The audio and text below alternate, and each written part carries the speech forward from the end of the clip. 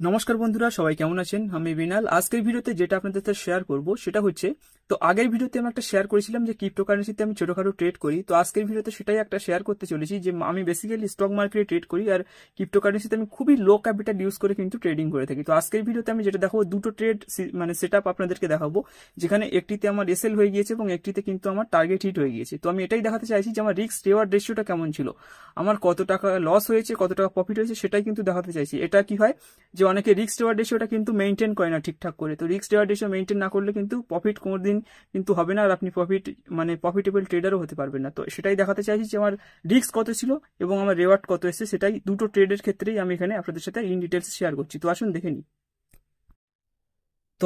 নিই। তো এখানে প্রথমে যেটা আমার ট্রেড ছিল সেটা হচ্ছে ইথিরিয়াম ইউএসডিটিতে আমার এখানে ট্রেডটা ছিল। তো এই ইথিরিয়াম ইউএসডিটি আপনি এখানে দেখতে পাচ্ছেন। তো এখানে আমার যে কন্ডিশনটা ছিল, আমি এখানে কিন্তু শর্ট ট্রেড ওপেন করেছিলাম। এখানে আমি যেটা করেছিলাম সেটা হচ্ছে শর্ট ট্রেড ওপেন করেছিলাম, দেখুন এই জায়গায়। তো এই জায়গায় আমার মনে হয়েছিল যে এখানে একটা শর্ট ট্রেড ওপেন করা দরকার। তো আমার টার্গেটে আসতে আসতে কিন্তু দেখুন এই জায়গাটায় আমি ওপেন করেছিলাম, আমার টার্গেটে আসতে আসতে এটা বাউন্স করে আবার কিন্তু উপরে চলে গিয়েছে এবং আমার স্টপ লসটা কিন্তু এখানে হিট হয়ে গিয়েছে। আমি যদি এখানে আপনাদেরকে দেখাই তাহলে আপনি এখানে দেখতে পাবেন, এখানে পার্সেন্টেজটা দেখুন, ভালোভাবে দেখুন। তো এখানে দেখতে পাচ্ছেন যে আমার 3%-এর কাছাকাছি কিন্তু এখানে আমার এসএল ছিল, আর 6%-এর কাছাকাছি কিন্তু এটা আমার টার্গেট ছিল, মানে এটা আমার লিভারেজে আছে।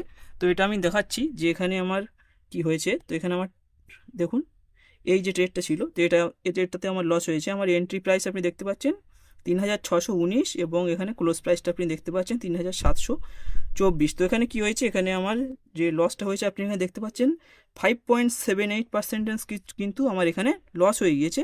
তো এখানে 596 টাকা, মানে 600 টাকার কাছাকাছি কিন্তু আমার এখানে একটা ট্রেড এখানে লস হয়ে গিয়েছে। তো নেক্সট আমার আর একটা সেট আপ আসে, তো সেই সেট আপটা আমি এখানে দেখিয়ে দেবো। সেই সেট আপটা হচ্ছে এখানে দেখুন। তো এটা হচ্ছে গালা ইউএসডিতে আমি ট্রেড ওপেন করেছিলাম। তো এখানে দেখুন এই যে আমার সেট আপ, তো এখানে কিন্তু একটা হ্যামার টাইপের ক্যান্ডেলস্টিক এখানে পড়ে, তারপর কিন্তু আমি এখানটা ট্রেড ওপেন করি। তো আমার এখানে যে এখানটায় রিস্ক রিওয়ার্ড রেশিও ছিল সেটা কিন্তু এখানে আপনি দেখতে পাচ্ছেন 2.31% রিস্ক এবং 5.36%-এর কিন্তু আমার এখানে প্রফিট, এখানে আমি টার্গেটটা সেট করেছিলাম। তো এটার কিন্তু এবার দেখিয়ে দেবো। তো আসুন, তো এখানে এই যে কারেন্ট আমি যেটা সন্ধেবেলা কিন্তু এটা বুক হয়ে গিয়েছে। তো এখানে দেখুন এই যে গালা, তো এখানে আপনি দেখতে পাচ্ছেন যে 1241 টাকা, মানে গ্রস পিএনএল আপনি দেখতে পাচ্ছেন 1250 টাকার কাছাকাছি এখানে হয়েছে। এবং এখানে আমার এটা হয়েছে যেটা 10.47%-এর কাছাকাছি কিন্তু এটা হয়েছে। তো এটাই আপনাদেরকে বোঝাতে চাইছি যে যখন মার্কেটে আপনি কোনো ট্রেড করবেন সেক্ষেত্রে কিন্তু আপনার রিস্ক রিওয়ার্ড রেশিওটা কিন্তু ঠিকঠাক হওয়া দরকার। সেক্ষেত্রে আপনার 1:2 যদি রিস্ক রিওয়ার্ড রেশিও থাকে, আপনার স্টপ লস হয়ে গেলেও কিন্তু আপনি আলটিমেটলি প্রফিটে থাকবেন।